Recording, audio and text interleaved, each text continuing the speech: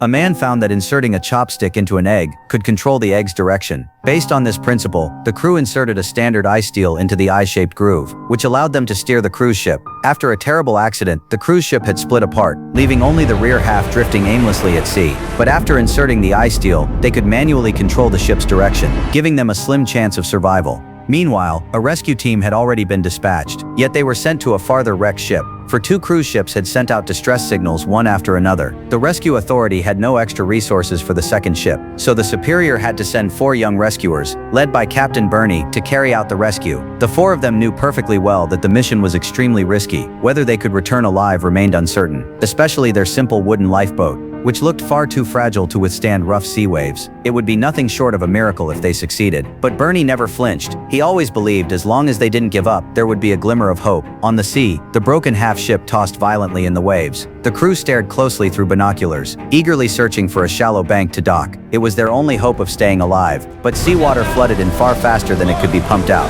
The water level inside kept rising. They were moments away from losing all power completely. Just as despair set in, a shallow shore finally came into view through the telescope. We gotta buy that time back.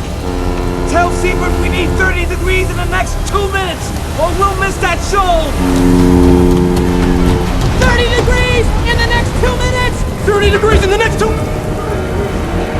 30 degrees in the next 2 minutes! With no communication signal, they could only pass the news of finding the shallows from person to person. All crew members stood ready. When the adjustment parameters were passed to Jack, he first adjusted the engine power, then had David lead the crew to adjust the angle. Every crew member was filled with anticipation. The shallow bank was now within sight. If they could hold the course, they would be safe temporarily.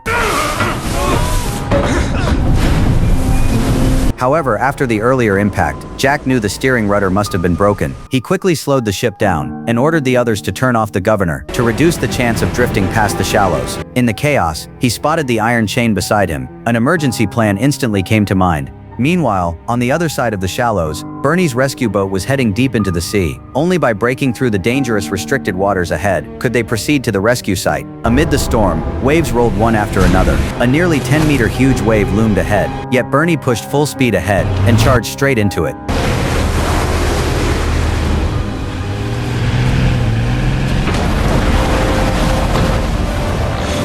On one side, the rescue team fought against monstrous waves.